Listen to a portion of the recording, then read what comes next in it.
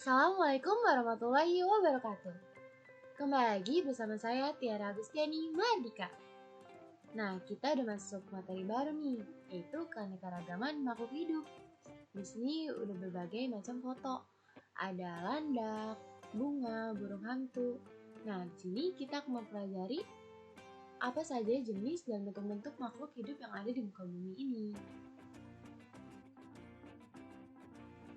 Materi yang akan kita pelajari yang pertama ada ciri-ciri makhluk hidup, lalu yang kedua ada klasifikasi makhluk hidup, yang ketiga ada organisme. Untuk hari ini kita akan membahas nomor 1 dan nomor 2 dulu ya teman. Ciri-ciri makhluk hidup. Yang pertama ada bernafas. Bernafas merupakan ciri pertama dari seorang makhluk hidup. Bernafas merupakan proses pengambilan dan mengeluarkan karbon dioksida. Nah, dengan bernafas, proses ini menghasilkan energi dan mengeluarkan zat sisa. Nah, makanya ciri yang pertama adalah bernafas. Lalu yang kedua ada bergerak. Hewan dan manusia dilengkapi alat gerak aktif, sedangkan pada tumbuhan alat gerak pasif. Nah, kenapa sih kok tumbuhan bisa bergerak? Kelihatannya dari mana? Makanya disebutnya alat gerak pasif. Coba deh kalian bayangkan, tadinya tumbuhan itu yang kecil bisa tumbuh menjadi besar. Nah, itu ada proses namanya pergerakan. Lalu yang ketiga ada tumbuh dan berkembang. Pertumbuhan adalah proses perkembangan ukuran, sedangkan perkembangan proses menuju kedewasaan. Lalu yang keempat ada berkembang biak. Setiap makhluk hidup menghasilkan keturunan untuk melestarikan jenisnya agar tidak punah. Lalu yang kelima memerlukan makanan. Nah, kalian pasti membutuhkan makanan kan? Nah, makanya kalian termasuk makhluk hidup. Karena itu termasuk ciri-ciri dari makhluk hidup. Setiap makhluk hidup memerlukan makanan sebagai sumber energi.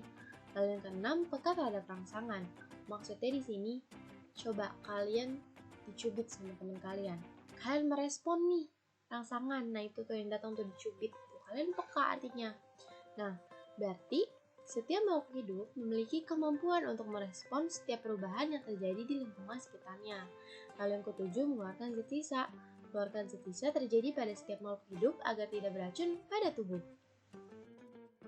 Klasifikasi makhluk hidup. Klasifikasi makhluk hidup yaitu mengelompokkan makhluk-makhluk hidup menjadi golongan atau unit-unit tertentu berdasarkan persamaan dan perbedaan ciri.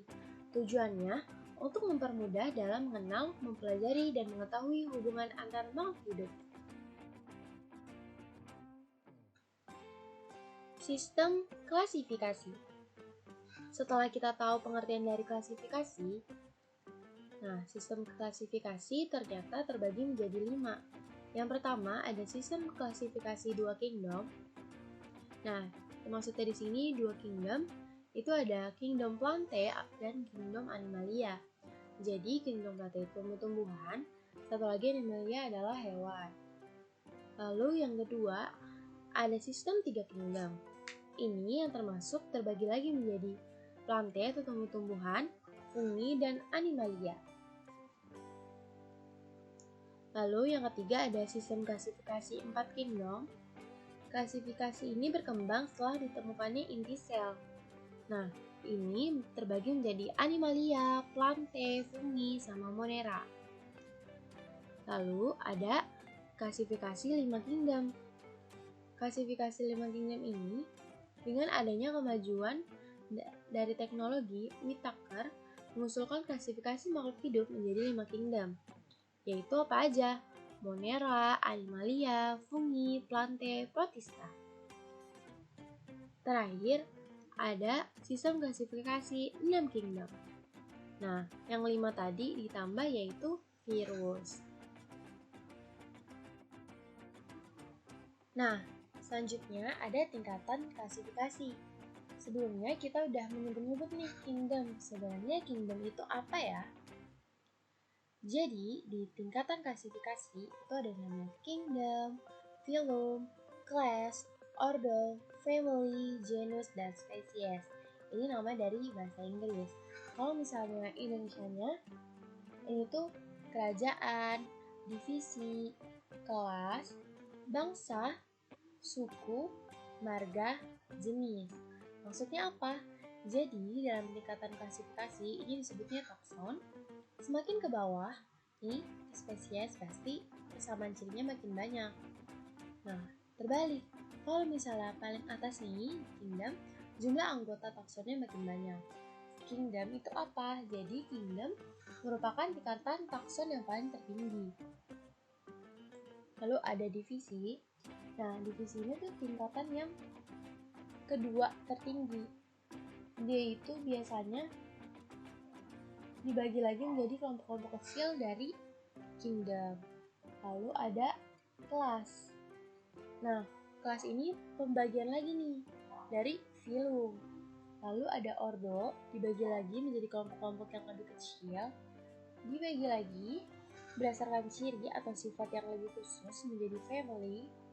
Lalu setiap family nanti di kelompok-kelompok menjadi yang lebih kecil lagi disebutnya genus. Nah, yang terakhir adalah spesies. Contoh di sini nih ada tumbuhan Pisum sativum. Nah, dia kan tumbuh-tumbuhan. Tadi kita udah belajar kingdom. Ada kingdom Plantae, Animalia, Fungi. Karena dia termasuk tumbuh-tumbuhan, di sini kita taruh kingdomnya adalah Plantae. Terus kita cari nih filumnya, ternyata namanya Magnoliophyta. Lalu ada class Magnoliopsida namanya, ordonya Fabales, familinya Fabaceae, genusnya Pisum dan spesiesnya Sativum. Lalu di sini ada rubah nama genus sama spesiesnya yaitu Vulpes vulpes. Di sini karena dia hewan, kingdomnya adalah Animalia, filumnya Chordata, kelasnya Mammalia, ordonya Carnivora, familinya Canidae, genusnya Vulpes, spesiesnya Vulpes. Sampai sini bisa dipahami? Yuk kita lanjut.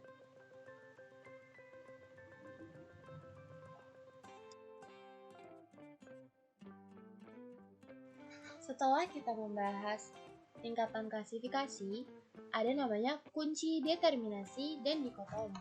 Kunci determinasi merupakan suatu kunci yang dipergunakan untuk menentukan filum atau divisi. Nah, tadi kan kingdom ini berdasarkan persamaan. Nah, gimana caranya? Itu ada namanya kunci determinasi. Kunci dikotom adalah kunci determinasi yang terdiri atas dua keterangan yang berlawanan dari ciri-ciri yang dimiliki oleh suatu jenis atau kelompok makhluk hidup. Contohnya bagaimana? Yuk, kita simak selanjutnya. Nah, berikut ini adalah contoh dari kunci determinasi. Nih, 1A. Tumbuhan dengan ciri batangnya termasuk dalam batang tidak sejati atau tidak memiliki alat tubuh yang menyerupai batang. Misalnya, kalian melihat suatu tumbuhan nih, dia punya ciri ini, berarti kita lihat, oh dia namanya lumut hati. Ternyata kayaknya dia bukan ini deh. Kita lihat yang B, 1B. Tumbuhan dengan batang sejati atau memiliki alat tubuh yang menyerupai batang.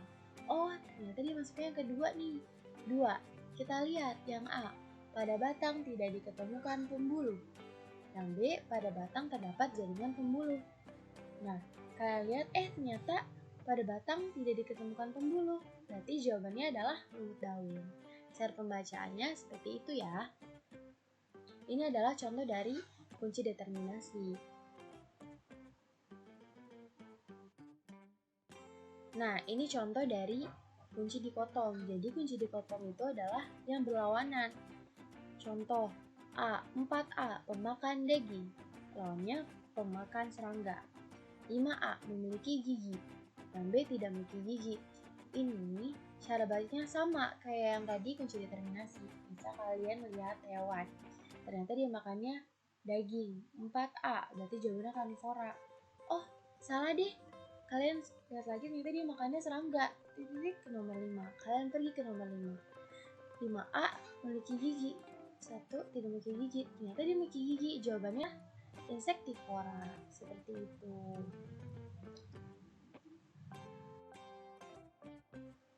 Nah, sekarang kita coba ya. Latihan yuk.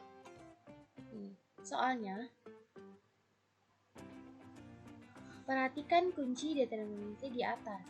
Apabila kunci determinasinya 4B, lalu ke 5B, lalu ke 6A, maka hasil kunci determinasi hewan tersebut termasuk ke dalam Jadi di sini ada soal. Yang pertama 4B. Kita lihat 4B. Pemakan serangga. Lalu ke nomor 5. Nah, nomor 5 di sini 5B. Set tidak memiliki gigi. Oh, harus ke nomor 6. Nomor 6-nya apa nih? 6A. Bersisik. Jawabannya Polydita. Nah, jadi soal ini yang kalian lihat adalah hewannya adalah Polydita. Paham kan? Oke, alhamdulillah.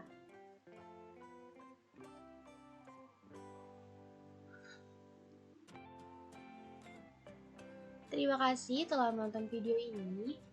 Semoga bermanfaat. Sampai jumpa lagi. Wassalamualaikum warahmatullahi wabarakatuh.